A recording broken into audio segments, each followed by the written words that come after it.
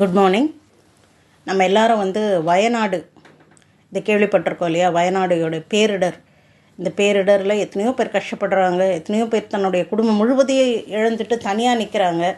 எத்தனையோ பேர் சாப்பாடு கிடைச்சா போதும், போடுற துணிமணி கிடைச்சா போதும் அப்படின்னு இருக்காங்க. ஆனால் ஒரு காலத்தில் இந்த பேரிடருக்கு முன்னாக நல்ல ஒரு வீட்டில் நல்ல வசதியோடு வாழ்ந்திருப்பாங்க. திடீர்னு ஓவர் நைட்டில் இப்படிப்பட்ட ஒரு பேரிடர், அனாதை மாதிரி நிற்கிறாங்க, போட்டுக்கு துணி இல்லாமல் நிற்கிறாங்க, குளிரில் நடுங்குறாங்க, பலவிதமான கஷ்டங்கள், பலவிதமான உபாதைகள், டாய்லெட் வசதி கிடையாது, இப்படியெல்லாம் கஷ்டப்படுறாங்க. நாம் அவங்களுக்காக ஜெபிக்கலாம், நம்மளால் முடிந்த உதவிகளை பண்ணலாம். என்ன உதவி பண்ணாலும் நாமெல்லாம் லிமிட்டட். நம்மளால் என்ன உதவி பண்ண முடியுமோ அதை தான் பண்ண முடியும். வீட்டில் இருந்து நாம் அவங்களுக்காக ஜெபிக்கலாம். கர்த்தாவே உதவி செய்யும்னு ஜெபிக்கலாம். அவங்க மறுபடியும் அவங்க வாழ்க்கை மறுபடியும் ரெஸ்டோர் ஆகணும்னு ஜெபிக்கலாம். எல்லாமே பண்ணலாம். இது உண்மையிலே ஒரு பேரழிவு. அந்த குடும்பங்களெல்லாம் ரொம்ப கஷ்டப்படுது. உண்மையிலே அவங்களுக்காக முழு இருதயத்தோடு அவங்களுக்காக ஜெபிக்கணும். இதில் எந்த விதமான டவுட்டுமே இல்லை. இப்படி ஜெபிக்கிற நாம் இந்த பேரிடர்லேருந்து ஒன்று கற்றுக்கணும். என்னென்னா, நமக்கு நாமளே ஜெபிக்கணும். நமக்கு நாமளே ஜெபிக்க கற்றுக்கணும். இப்போ நமக்கு நாமளே எப்படி ஜெபிக்கிறதுனா, வேத வசனம் ஒன்று சொல்லுது, கர்த்தாவே எங்கள் வீட்டிலே எங்களை சுகமாய் குடியிருக்க பண்ணுகிற தேவனே உமக்கு ஸ்தோத்திரம். பாருங்கள், எல்லாருமே வீட்டில் தூங்கிட்டு தான் இருந்தாங்க. எல்லாருமே வீட்டில் தூங்கிட்டு இருந்தாங்க.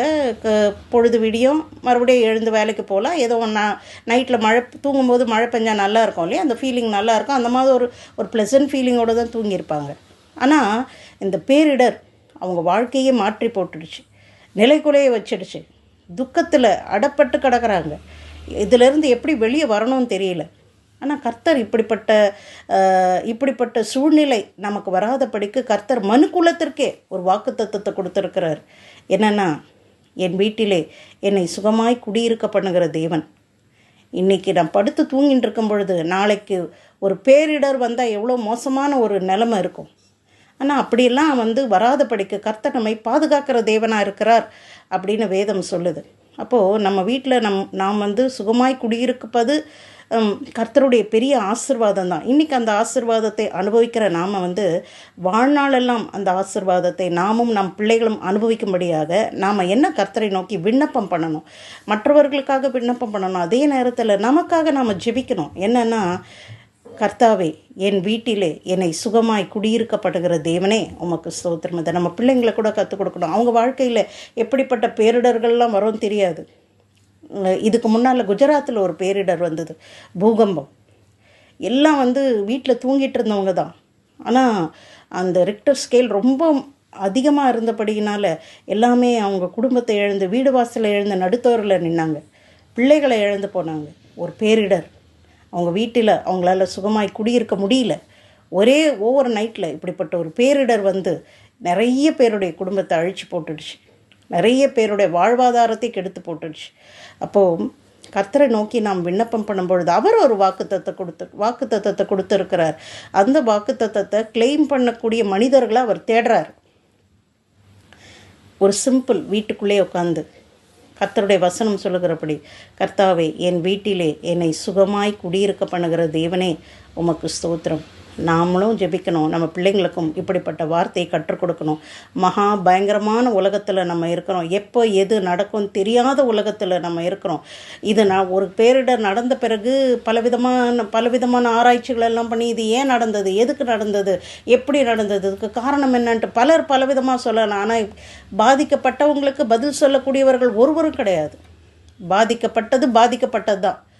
ஆனால் அப்படிப்பட்ட பாதிப்புகள் நமக்கு வராதபடிக்கு நாம் கர்த்தரை நோக்கி செய்யக்கூடிய ஒரு விண்ணப்பம் என்னென்னா, கர்த்தாவே என் வீட்டிலே என்னை சுகமாய் குடியிருக்க பண்ணுகிற தேவனே உமக்கு ஸ்தோத்திரம். ஒரு சிம்பிள் ப்ரேயர், நமக்காக நம் சந்ததிக்காக ஒரு சிம்பிள் ப்ரேயர்.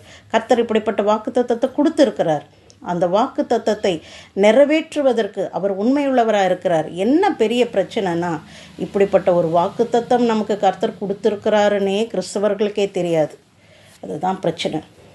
அப்போது அப்படி தெரியலனா நம்ம கிளைம் பண்ண மாட்டோம். கிளைம் பண்ணலனா அந்த வார்த்தையினுடைய ஆசீர்வாதத்தை நாமும் நம் சந்ததியும் பெற்றுக்கொள்ளாமலேயே போய்விட முடியும்.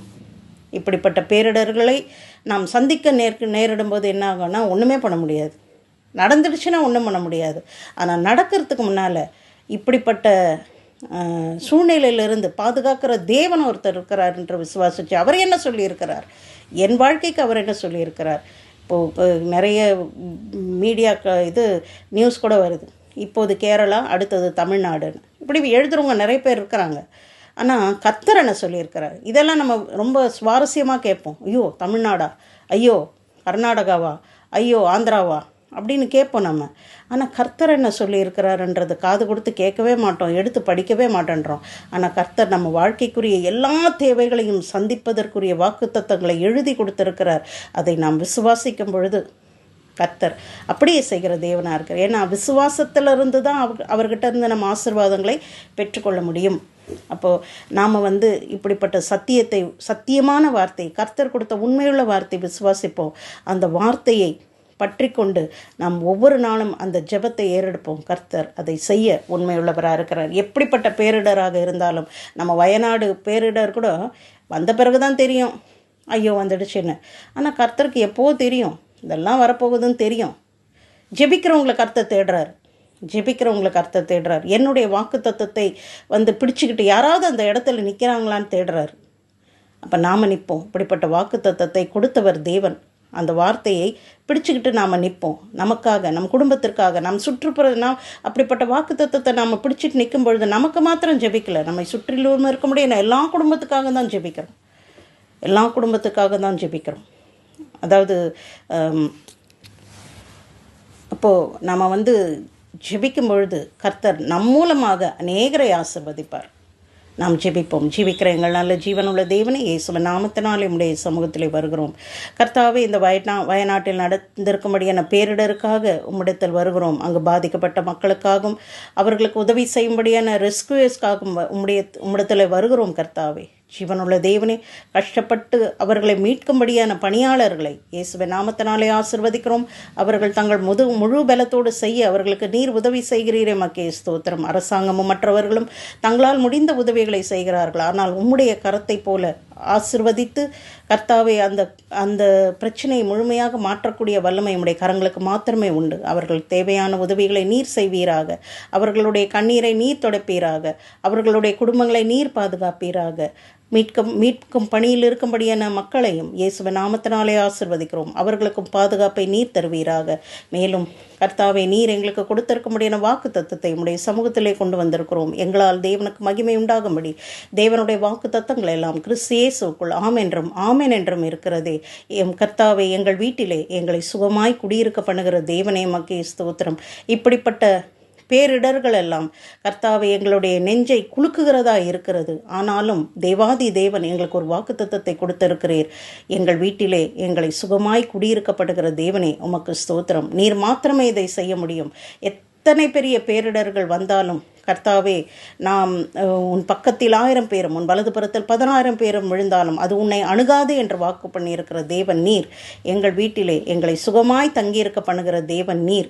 கர்த்தாவே, நாங்கள் ஆசீர்வதிக்கப்பட்டு அநேகருக்கு ஆசீர்வாதமாக இருக்க வேண்டும் என்பது மட்டுமே உம்முடைய சித்தமாய் இருக்கிறது.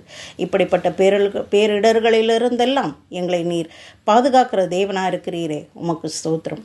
இயேசுவின் நாமத்தினாலே ஸ்தோத்திரங்களை ஏறெடுக்கிறோம். ஆமென்.